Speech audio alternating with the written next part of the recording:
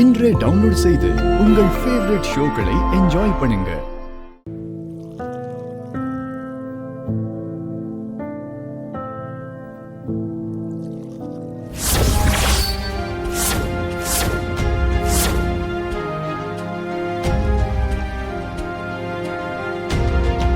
அதான் புள்ளே இல்லன்னு ஆயிடுச்சுல, அப்புறம் என்ன ஆடு பகை குட்டி வருவா உங்களுக்கு?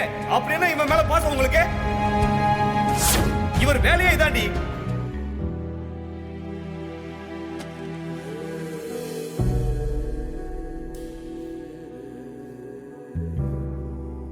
என்னங்க?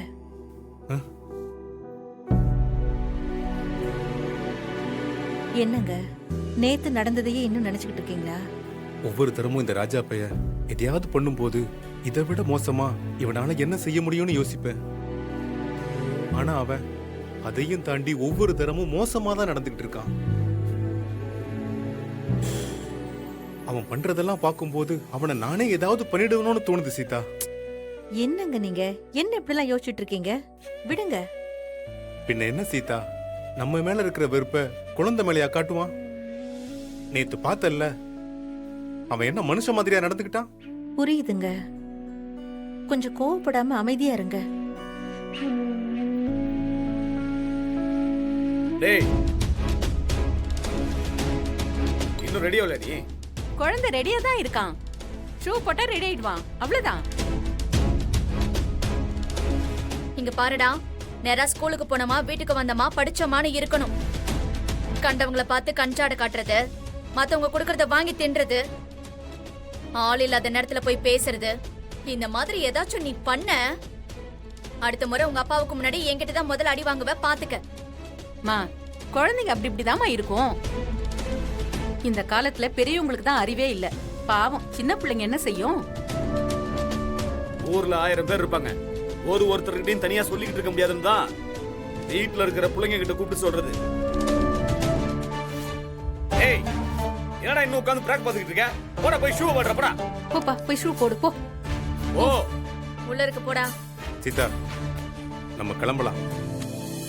அம்மா, இந்த நீலகண்டங்கிட்ட சொல்லி இந்த பாத்திரத்தெல்லாம் டெலிவரி பண்ண ஒரு எடுபடிக்கு ஒரு பையனை வர சொல்லியிருந்தேனே, வரலையா அவன்? அந்த பையனோட நம்பர் அனுப்பியிருக்காருங்க. நானும் ஃபோன் பண்ணி பார்த்தேன், அவன் போனே எடுக்க மாட்டேங்கிறாங்க. இப்ப என்ன பண்றது சீதா? 100 பேருக்கு மேல செய்யணும்னா நமக்கு கூடமாட வேலை செய்ய ஒரு ஆள் வேணும்ல. இப்படி கடைசி நேரத்துல வரலன்னு சொன்னா ஆளுக்கு நம்ம எங்க போறது, என்ன பண்றது? அப்பா,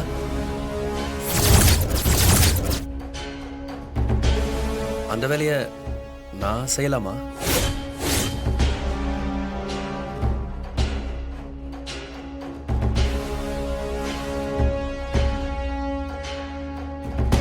சீதா, அவனை பேசாம போ சொல்லு. இன்னொரு தடவை அப்பா லொப்பான ஏதாவது சொன்னா அப்புறம் நான் கடுப்பாயிருவேன் சொல்லிட்டேன். ஏற்கனவே இருக்கிறது பத்தாதுன்னு இப்ப இவன் வேற. வேலை இல்லாத ஒருத்தன் உங்ககிட்ட வேலை கேட்கறதா நினைச்சுக்கங்க. வேலை தர முடியுமா சார்?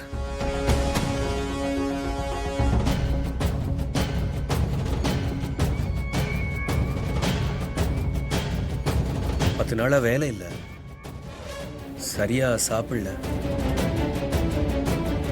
இந்த வேலையை எனக்கு கொடுத்தீங்கன்னா உதவியா இருக்கும்.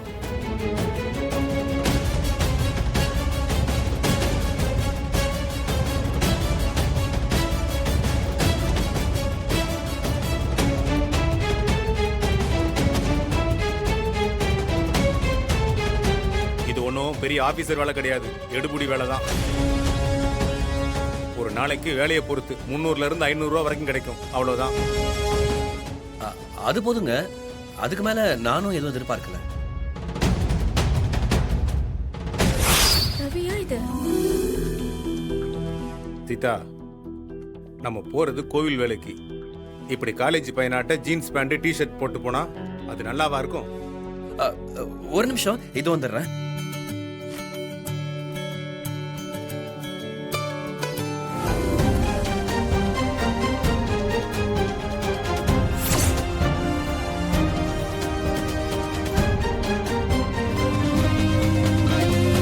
நான் அதை எடுத்துக்கிறேன்.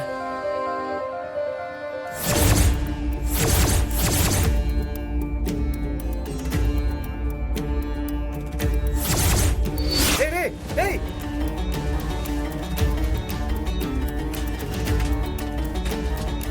உனக்கு மானம் மரியாதை சூடு சோரண எதுவுமே இல்லையாடா ரவி? நீ சொன்ன எதுவுமே இதுக்கு முன்னாடி எனக்கு இல்லாம தான் இருந்துச்சு. இப்போ ஓரளவுக்கு இருக்கு. அதான் வேலைக்கு போறதுன்னு முடிவு பண்ணிட்டேன். போடா மானம் கட்டவனே. சி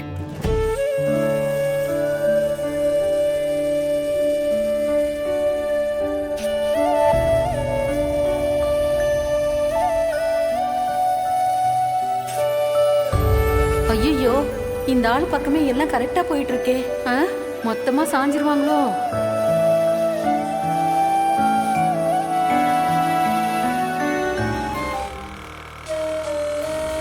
தாத்தா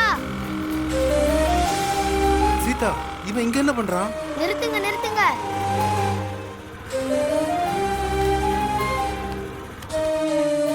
என்னடா இங்க தனியா நின்னுகிட்டு இருக்க? உன் கூட யாரும் இல்ல? அதெல்லாம் யாரும் இல்ல பாட்டி, பயப்படாதீங்க. டேய், ஸ்கூலுக்கு போகாம இங்க என்னடா பண்ணிட்டு இருக்க? உங்க ரெண்டு பேரையும் பார்க்க தான் வெயிட் பண்ணிட்டு இருக்கேன். டேய், நாங்க தான் வீட்லயே இருக்கேன் மேடா. வீட்ல தான் எங்க அப்பா உங்க கூட பேசக்கூடாதுன்னு சொல்லிட்டாரே. அவர் சொல்றத நீங்களும் கேட்டுட்டு என் கூட பேசாம இருக்கிறீங்க. அப்புறம் நான் என்னதான் பண்றது? ஆமா, இங்க ரோட்ல நின்னுகிட்டு இருக்கறியே, உங்க அப்பா உன்னை ஸ்கூல்ல டிராப் பண்ணலையா? பண்ணாரே. அப்புறம் இங்க எப்படி வந்த? ஷேர் ஆட்டோல தான் வந்தேன். டேய், என்னடா இது? இந்த பாரு, உன் இஷ்டத்துக்கெல்லாம் எப்படி ஸ்கூல்ல இருந்து ஆட்டோல வரக்கூடாதுடா. உங்க ரெண்டு பேரையும் பார்க்கலான்னு தான் வந்தேன். சரி தாத்தா, நான் இப்ப உங்க கூடவே வந்துடவா? சாயங்காலம் ஸ்கூல் விடுற டைம்ல என்ன வந்து டிராப் பண்ணிடுறீங்களா? டேய், அடி வாங்க போற.